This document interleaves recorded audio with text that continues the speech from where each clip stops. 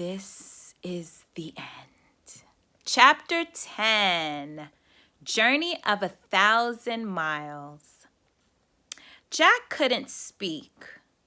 Our passports, said Annie.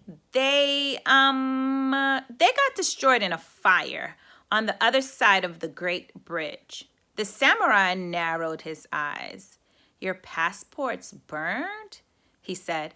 Why were you on the other side of the Great Bridge? We were with Master Basho, said Jack. Master Basho, said the samurai. Yes, said Annie. We are students of his. Ah, the samurai's expression brightened. So you study poetry with Master Basho? Yes, said Annie. Would you like to hear some poems? Oh, no, thought Jack. Not again. Yes, please, said the samurai. No problem. Annie thought for a moment and then said, here's a simple little poem. She recited. Rain falls outside, but the tiny cricket on the hearth is dry tonight. The samurai nodded. He said. Yes, very simple, but very lovely. Thank you, said Annie. The man turned to Jack. Jack could hardly breathe. His mind was blank. He looked to Annie for help. But Annie just smiled, waiting to hear his poem. Jack cleared his throat. He tried to stay calm. He closed his eyes and let his mind roam.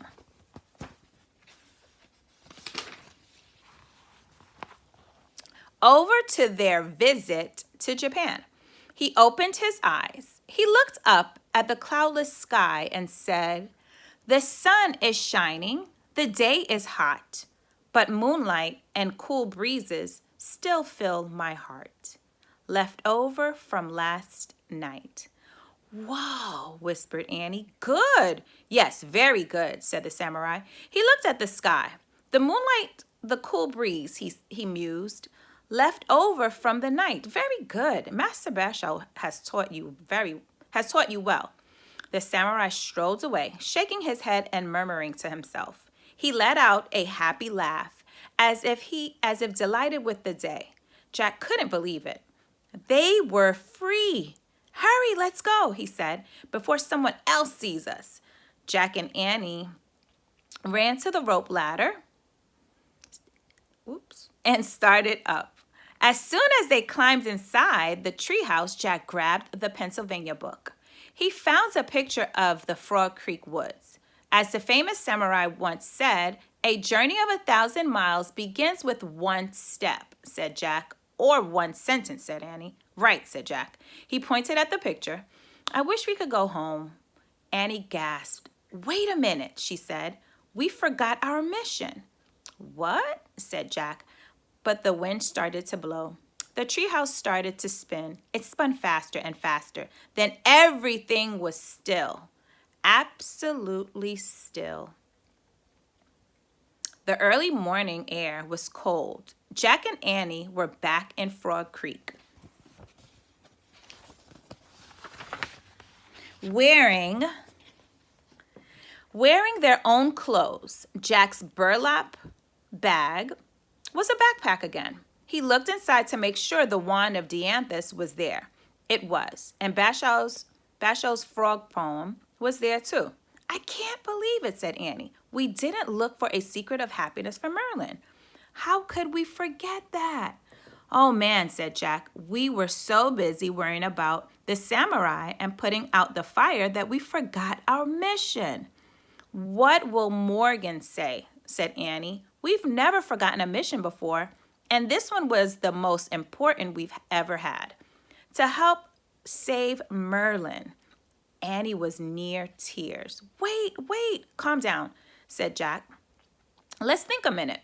Maybe we actually found a secret of happiness. Maybe we just don't know we found it. You mean like we were extra happy at any time?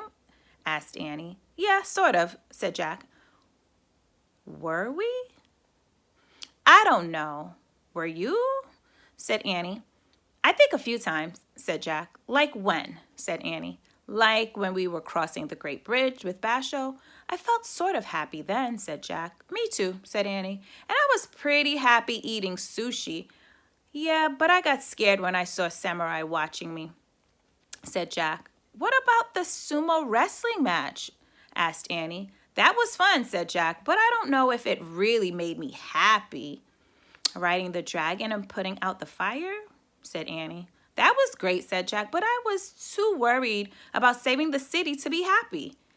Making up poems for the samurai, said Annie. Too nervous, said Jack.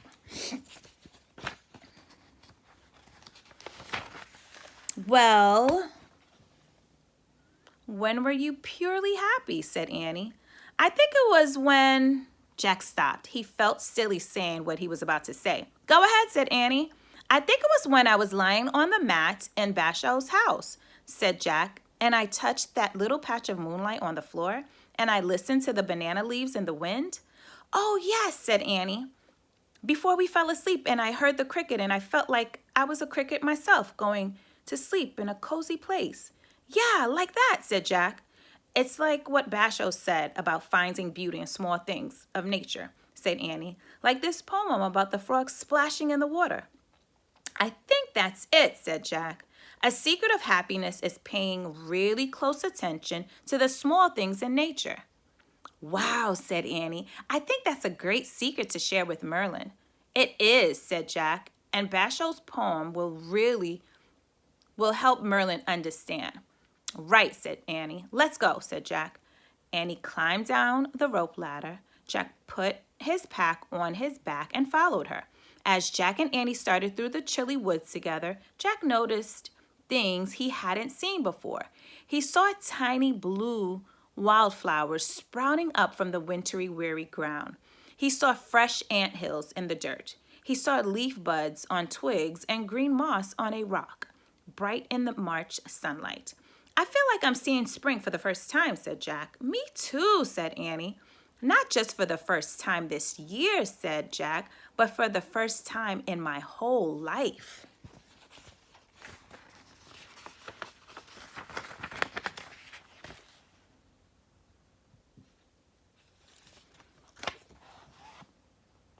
Me too, said Annie. Jack felt happy, really happy, as he and Annie headed home in the sparkling morning light. Aww. Oh, that was it. Oh, I love it. All right, so this is some information about Basho, Ito, and haiku.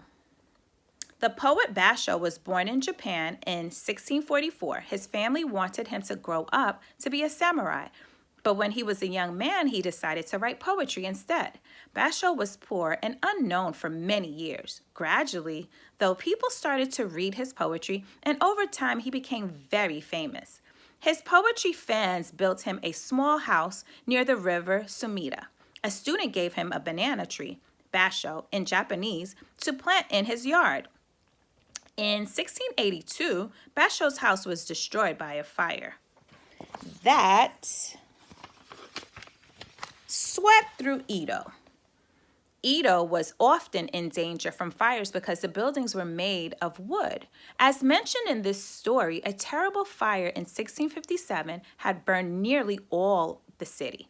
A new house was built for Basho, but he did not live there for long. In 1684, he began the first of his journeys around Japan. Basho even wrote a book about his travels called The Narrow Road to the Deep North, in which he combined journal writing and poetry. The form of poetry that Basho is famous for is called haiku. It is the shortest form of Japanese poetry. Haiku poetry is written in plain speech and often describes humble things of everyday life. At first, haiku poetry seems very simple, but it can have a deep effect on a reader. A good haiku poem can awaken your senses and help you see life in a fresh way, like it did for Jack and Annie and the other people in the story. Aw, the end. This was good. Toodaloo, Dragon of the Red Dawn. Toodaloo, 2-1.